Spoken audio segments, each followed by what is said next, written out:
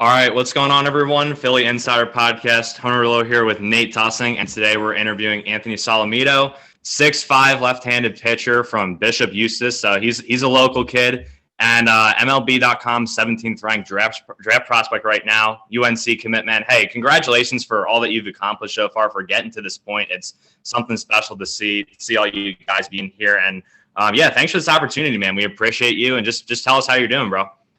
Well, thank you very much for having me. It's a real honor. I appreciate you guys thinking of me and having me on here. Of course. All this is really crazy. I'm really excited for it. Sunday's 4 days away now, and geez, I'm counting down the days.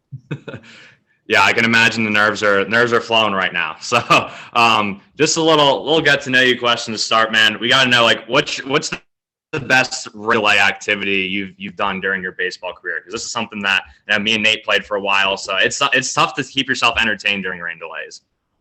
The best rain delay activity? Yeah. So we had Bishop Eustice this year. We had a game against Middletown South, and we drove like an hour and like 15 minutes an hour down there, and it started like hailing on us. So we started having like a dance battle, and and I was in a dance battle, and I think I won. So that was pretty much the most fun rain delay we're done. That's awesome. Awesome, man. Love to hear that. And just getting to know you a little bit too. Like, I know you're from New Jersey, right? Bishop Eustice. So what's the deal? Like, Philly sports fan, Mets fan, Yankees fan, not really a sports fan, or? So I am Philly everything except for baseball. I'm a Red Sox fan when it comes to baseball. Okay. Only because when I was little, I used to watch the same World Series tape of the 2004 World Series where they came back 3-0 and everything against the Yankees and the ALCS and all that. And just fell in love with the team ever since I was little there. But Phillies are tied for first, but the Red Sox got to hold that spot too. Gotcha. Hey, we got a series coming up between those two soon, so that'll be exciting. But yeah, tough Sixers loss this year, man. Me and Nate's got his Sixers jersey on right now. That one, that one killed. I was like Game 7. I could talk about this, forever. I mean, topic, but my beef with Ben Simmons has grown. Don't worry, we're in the same boat with you right there. So going off of that, getting started, just tell us a little bit about like yourself, your journey to this point to get to be possibly a first round pick on Sunday. I mean, getting drafted is just amazing in and of itself. So just talk to us a little bit about your story, man. So for me, it just kind of all started ever since I was little. My grandfather, no one in my family really played baseball except my great grandfather on my mom's side. He played professional baseball in Puerto Rico. But outside of that, it was more like a big football family and military family. And, baseball was never really in the equation. But, growing up, my dad, when I was first born, he kept telling my grandfather, like, oh, I got my quarterback and all that stuff. And because my dad played football and everything. And right. He got me playing football. I was really good at it. It was before I was big and lanky, so I was really good at playing defense back then. Now I got too lanky to play defense. But so one day I came home and I just had a flyer for baseball, and my dad was like, "Oh, you really want to play baseball?" Like kind of like, "Oh, you want to play baseball?" kind of type thing. And I was like, "I mean, yeah, I want to," because all my friends were playing. And then he took me to the field and he said I can make the throw consistently from third to first. And he was like, called up my mom. I was like, "We got to sign this kid up." So they signed up for baseball, and I had its rough patches, especially when it came to hitting. Definitely was a huge rough patch for me. I don't think I ever got over that one, but I used to love playing the field. I used to love playing the outfield so much. And then, things just kept going. I played, aerial little league, and then I went to go play for Blackburn when we moved. And then it was just a lot of fun playing baseball. But, I didn't think I was that good at baseball until, I got older. And once I hit like 7th grade is when I kind of knew that I was pretty all right. And things started going my way. Still wasn't hitting well, but I was pitching pretty good. And things just kept going. I went to Zoom Baseball Academies where I finally ended up for my travel baseball team. And I went to Gloucester Catholic. And, the story was kind of like written from there. I was blessed enough to have opportunity to pitch a state championship game my freshman and sophomore year. We won my freshman year and my sophomore year. We weren't really lucky enough to have the best outcome. But, it was just a great experience with all them. And then, I committed to UNC October 13th of my freshman year. That was pretty crazy. And then we just kind of went from there, and eventually I ended up at Bishop Eustice and met some great people. I've been working with, my pitching coach, Coach Kulik, and my trainer, Christian Lee, since I was 11 years old. And it was just a big process and, a big recipe for success. We kept a real tight circle. We really we didn't like to bounce around too much. And, once we got that tight core, we kind of knew we were destined for great things with, their belief in me and how hard they pushed me. Yeah, that's awesome, man. Yeah, that is so cool. And it's crazy that you're 18 years old, because it's one thing where we interview people, but it's another thing that they're usually younger than us. So that's just crazy. And now you're projected to be a day one pick in just a few days. And just how rewarding is that and surreal that your hard work's going to be paying off in just a few days, and you're going to be full selling. So, with the opportunity on Sunday, whether between, me going to college or me going to the draft and all that, it's a great opportunity to have. And it's awesome to see that I'm getting some recognition for all the hard work that I constantly put in. And, for me, this is not the end of anything. Like, the one thing people should never do is, say somebody else is better than me.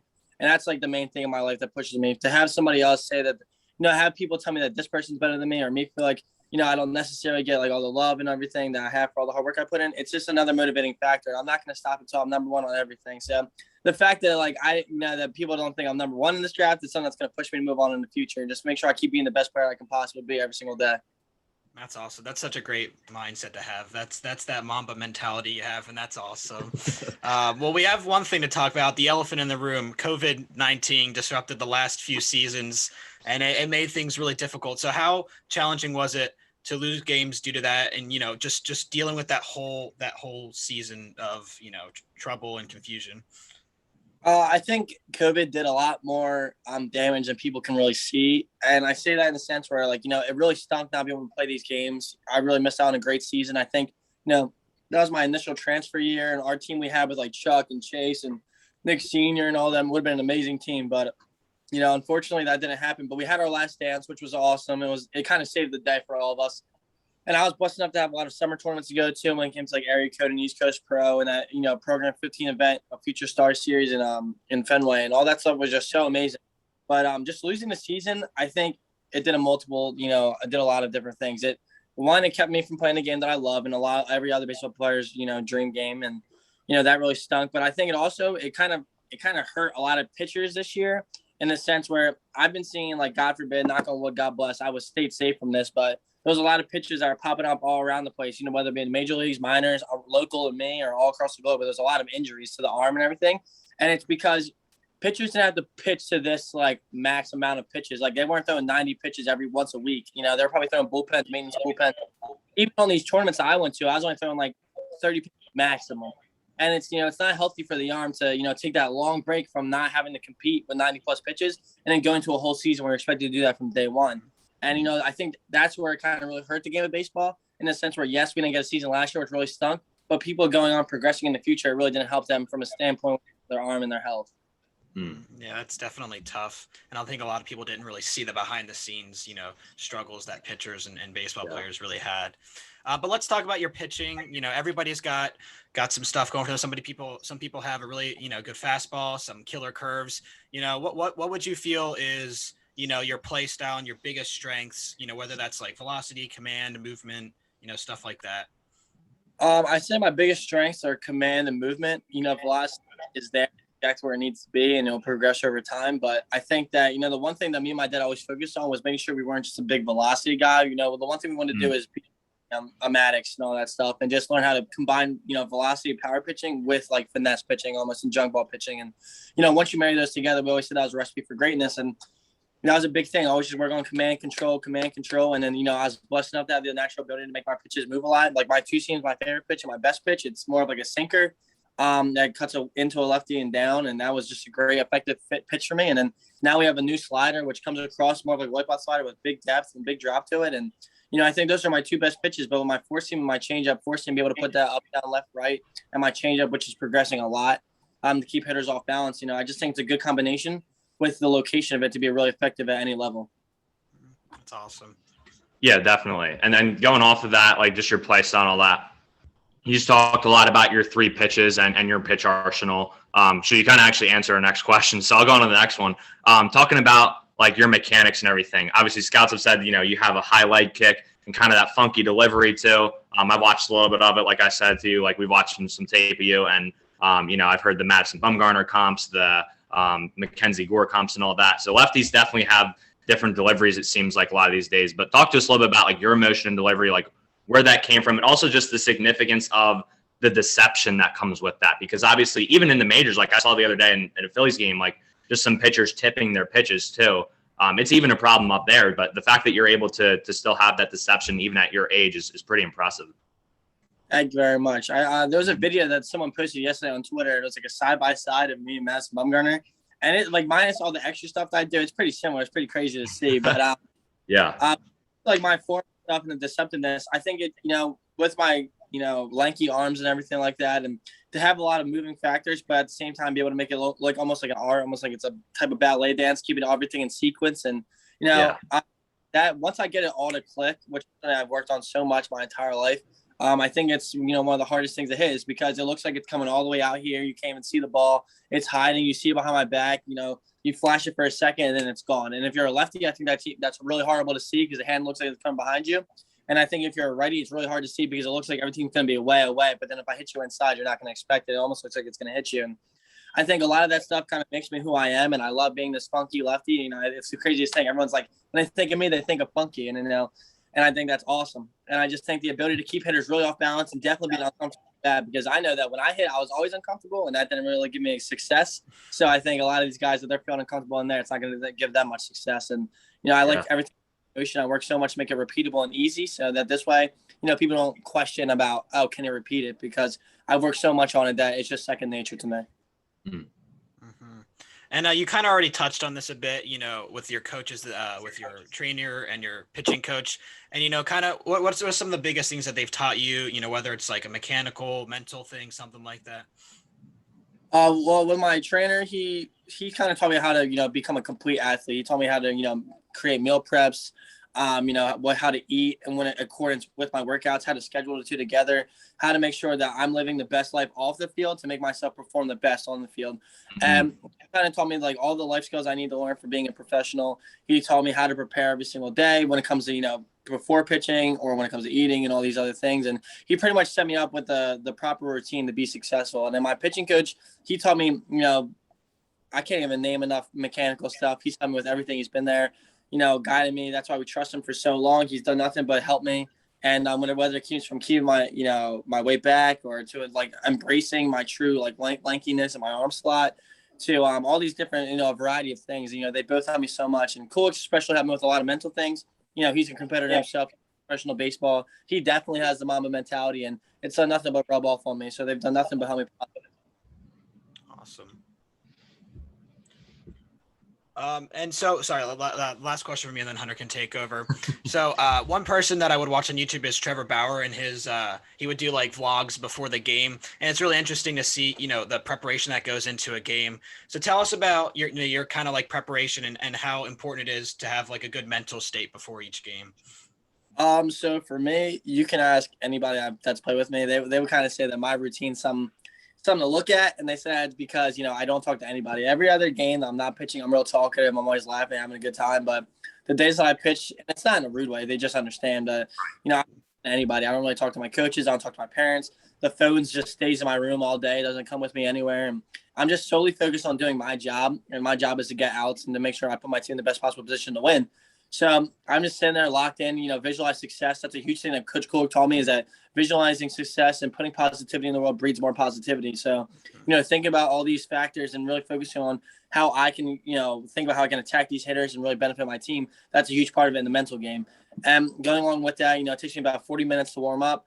It takes me 4 minutes to a tee. I do through my POWs, my band works, all my stretches I do. Everything like that, my throwing progression, all that stuff. So all that together, just, it's something that's worked for me for a long time. We made slight modifications throughout the years, but overall, it's just, like, once again, I've been saying it a lot, but it turns out to be one big recipe for success. Yeah. I mean, I remember Roy Halladay used to not talk to anyone on the days he would pitch too. So, I mean, that's pretty good role model to model your game after in that aspect. But yeah, I saw Kershaw's wife was saying that he's the same way too. He said that the day he wakes up, kids not to talk to him. Love Kershaw. But going off of the mental part of it, in terms of how you pitch hitters and everything, like going in with a plan to each at bat, knowing like what hitters in the order, knowing the tendency of these guys, like talk to us about your plan, like whether it's you want to change the eye level on this pitch, whether it's you want to pitch inside out, because now you have really good command inside on right-handed hitters too. And that's really important as left-handers. So kind of talk to us about the mental aspect of how to attack each at bat.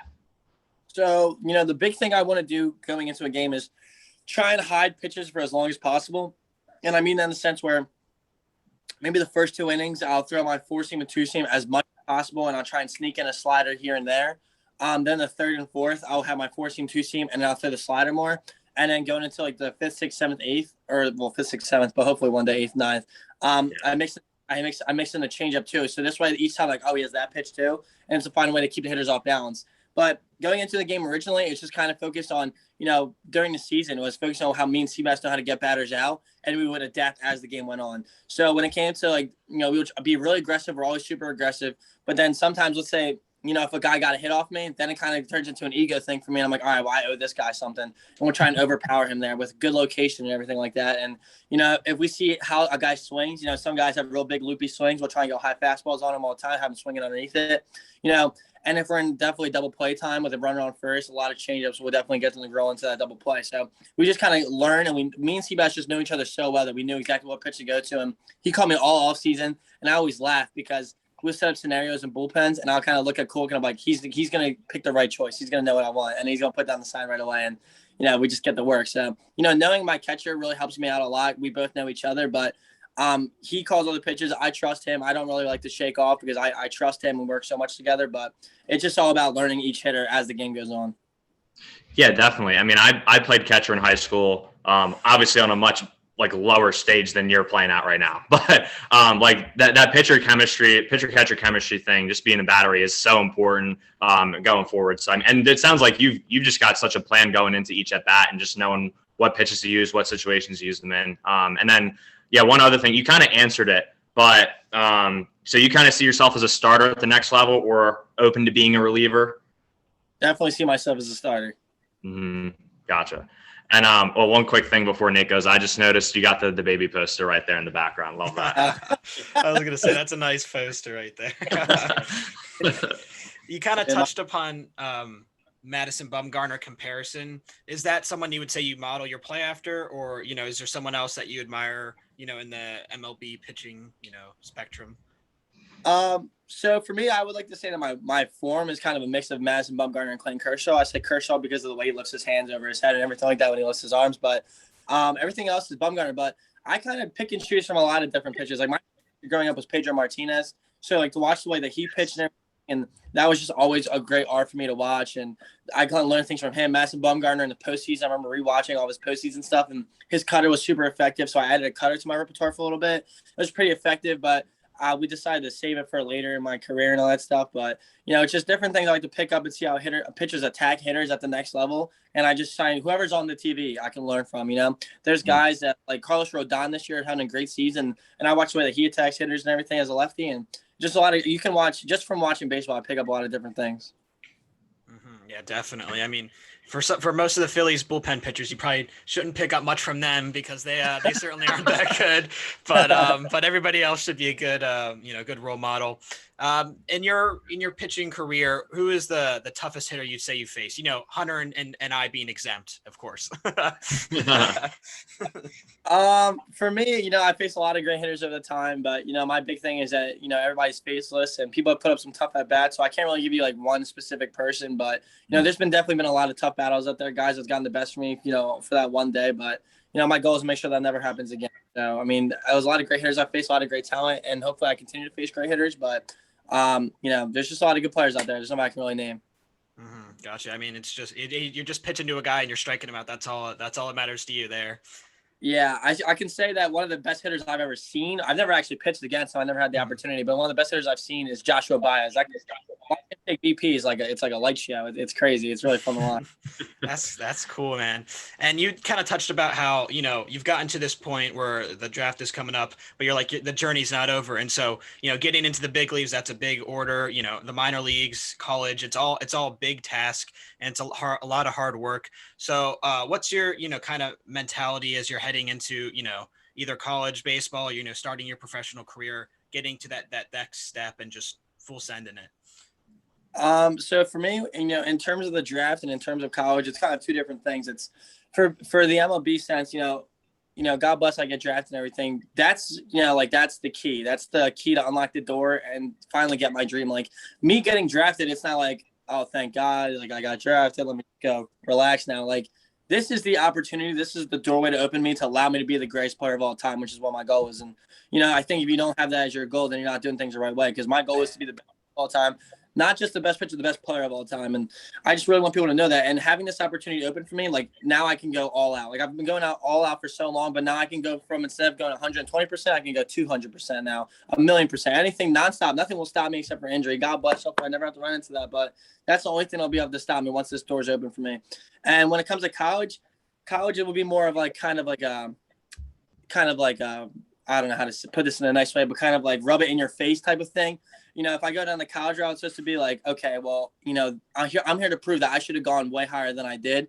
And I'm here to show everybody, to have somebody one day be like, oh, well, how did Anthony Solometo fall that far down in that draft? Like, oh, imagine if they took him here. It's kind of like a revenge tour in a sense, where I'm going to go out there and show out every single day, work even harder every single day, that people wonder how I felt to where I was and how I didn't go in high school where I think I should have, and all these types of things. So it's just always just, trying to prove something to everybody. And I'm going to keep on going. There's always going to be some hater, some fan, somebody to prove wrong. That's just the thing that drives me the most. Yeah, I mean, I think a lot of guys work hard, but to have that drive and will that you have, that we can just tell right now, like, that's a big thing in sports, because like you said, a lot of these guys get drafted and they like to just relax, chill out. I got my big contract, I'm done. I mean, we talked about him earlier. Like, Ben Simmons could take a few notes from your mentality, man. But yeah, I mean, just want to commend you on that. And one last thing, like, if you had one last message for all the teams who are thinking about drafting you this year, right? You said kind of the revenge tour thing if you go the college route and you fall in the draft. But what would you say these teams, like, what are they getting if they draft Anthony Solometo this year? They're going to get somebody that's never going to stop working. They're going to get somebody that'll never be deterred from his dream and his goal. And his goal is to be the greatest player of all time. And now I'm not going to stop until I achieve that goal. And that, they're going to get a big workhorse. So, yeah. Awesome, man. Hey, great answer. Hey, we want to thank you for your time, man. This was a blast. Like, we wish you the best on Sunday, and we're really excited. I mean, hey, maybe the Phillies or Red Sox will take you. That would be awesome. But wherever you go, man, we're going to be following you. And yeah, but we're going to be following you wherever you go. And yeah, is there anything you want to say before we sign off, man? Just thank you very much for having me. It was a real fun time on here, and it's been a pleasure. Of course. Thank you. All right, guys. Thank you all for watching. Philly Insider Podcast here. Run, Booby, run. Eagles fly. See you guys later. See ya.